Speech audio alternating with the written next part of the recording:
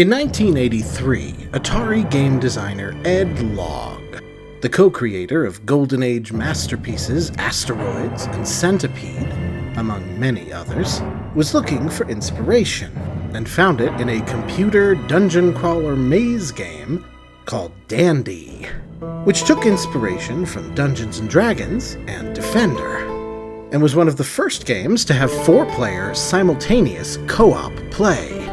Logg started working on a game he called Dungeons, a title they, of course, couldn't use by the time the game was ready, so they changed it to the similarly fantasy-sounding Gauntlet. Gauntlet is a top-down hack-and-slash game where the object is to get to the exit of each level maze. The original cabinets were also 4-player simultaneous co-op, and you could select between a warrior, a wizard, a Valkyrie, and an elf, each of which have different strengths and weaknesses. It required teamwork and planning, and in many arcade situations, lots and lots of quarters. It was also famous for having a groundbreaking speech chip that would yell out rules and health warnings. Oh, elf needs food badly. That was a heroic effort. I've not seen such bravery. It was a flat-out sensation in the arcades, with only the mighty racing game Hang On keeping pace in earnings. It was also very well regarded critically for its wild action and its innovative sound. A sequel was quickly released. Gauntlet 2 dropped in the summer of 1986, and was essentially an expanded version of the original with new level designs, including holding contests where players submitted their own level designs. There were 2 separate games claiming to be the third Gauntlet. The first was a handheld release for Atari's new portable console, the Lynx, called Gauntlet: The Third Encounter. Confusingly, it uses the original Gauntlet's NES box art, but is an entirely new game, more exploration-focused than action. In fact, it was originally a wholly unrelated game called Time Quests and Treasure Chests, but got repurposed as a Gauntlet game.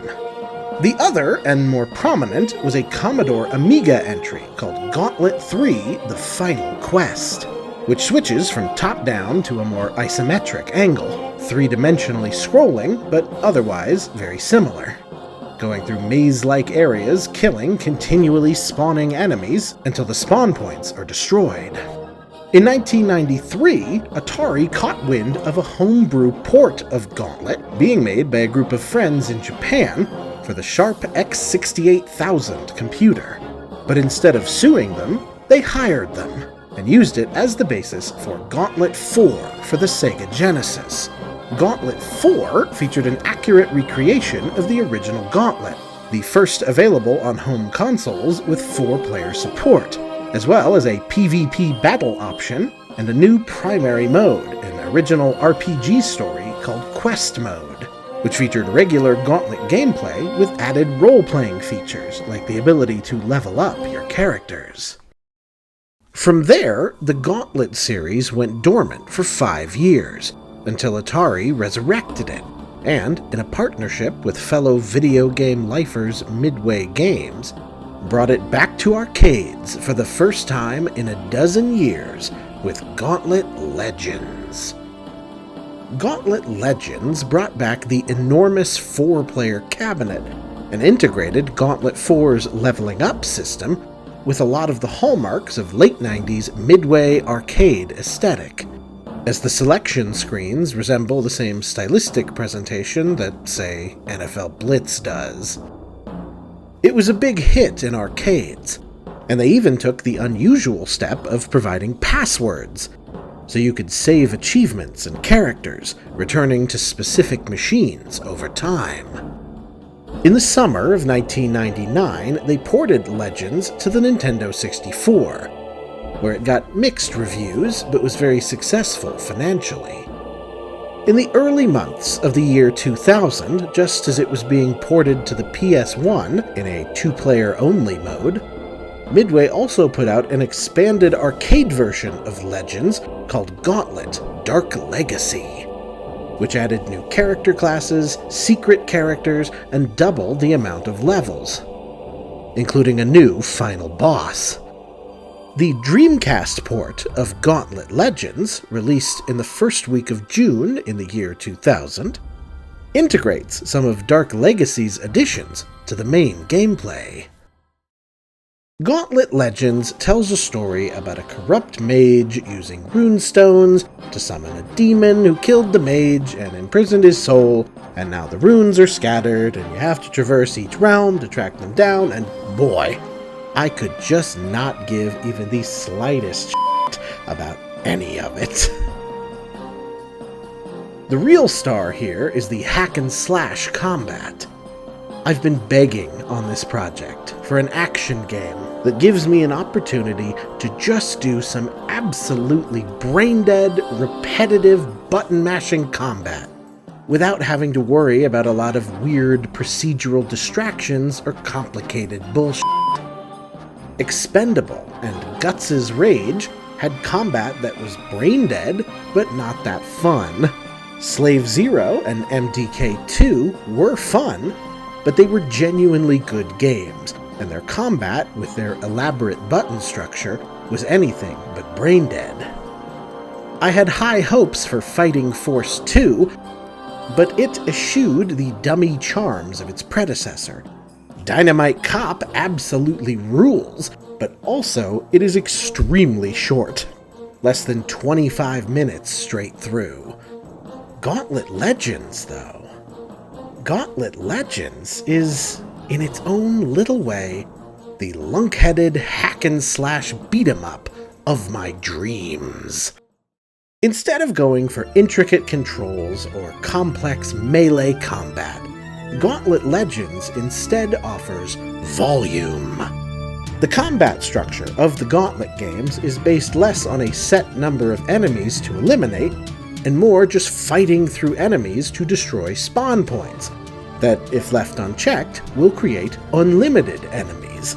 So you have ample opportunity to just smash and bash and mash and crash as you're running through a stage. This chaos is amplified if you play with 4 participants, just everyone running around hacking and slashing and throwing hammers and fire and arrows, yelling and laughing all the while. It's completely stupid, but it's a lot of fun, and functions as maybe the funnest 4-player experience I've had on the Dreamcast so far, which honestly has not had a ton of games that meaningfully use the quad controller support, other than sports games, which 4-player is always sort of awkward on, and Pen Triathlon, which is of course a war crime. Sorry, Toy Commander fans, I forgot to do the multiplayer while researching that game. Please don't yell at me again. This was the first time that I said, I gotta get some people over to play this with me, and meant it. And I'm very glad I did, because Gauntlet Legends is simple, wild, funny, stupid, and most important of all, fun. I don't think it has a ton of replay value, but at over 25 full levels, there's a lot of first play value. And I'm glad I finally got around to this delightful little brawler.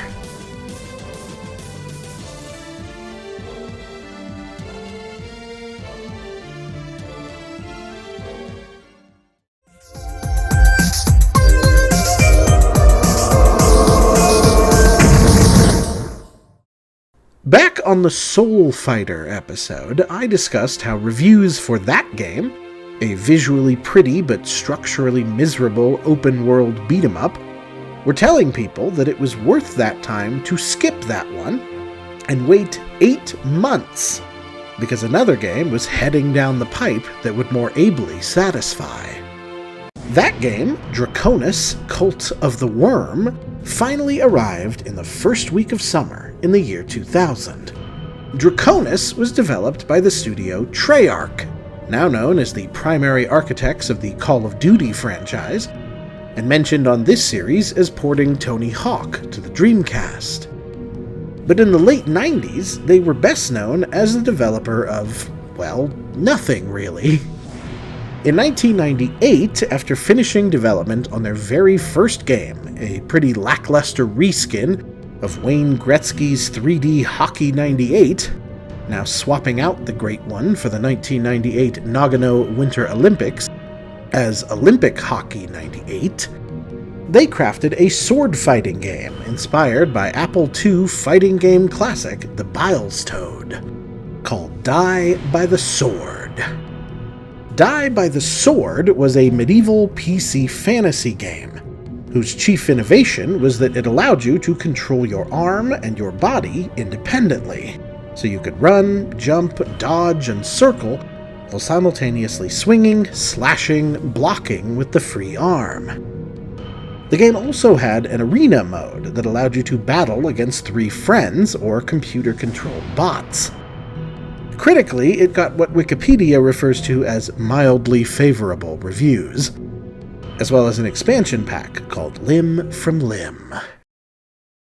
After a quick sojourn making a shaky Nintendo 64 port of Electronic Arts' baseball series entry Triple Play 2000, they got to work on their next game, designed as a sort of spiritual sequel to Die by the Sword, called Draconus, Cult of the Wyrm. Known in Europe as Dragon's Blood, which is a much better title. Technically, Draconus has a plot, but even in the context of Y2K-era video game fantasy narratives, Draconus is pretty flimsy. Actually, the setup is fairly detailed and in-depth, but it's so awkwardly written that even Tony J, who basically made a living doing voiceover for shaky fantasy narratives, seems like even he can't give a shit. The Earth Rune is the key to neutralizing the castle, but its 3 parts are hidden in different locations in the Darkwood Forest. It tells the story of some sort of catastrophic event that absolutely does not matter. Because basically, you're a guy, you just start in a field, and the game says go. And then George Takei voices a guy that says, come over here. Follow me across the bridge and I'll show you around. And you go over there, and then he's like, these guys are mean to us. And you're like, okay, time to rumble. And that's all the setup you really need. Like Die by the Sword, and Gauntlet Legends for that matter, Draconus is a very straightforward hack-and-slash game, and allows you the flexibility to rotate your character while attacking with your sword, which is navigated ably even by the limited Dreamcast controller using the triggers. In practice, it maintains that fluidity by basically providing your player character with a unique level of gravity. Sir Sinric here basically floats like a marionette, bouncing around the countryside.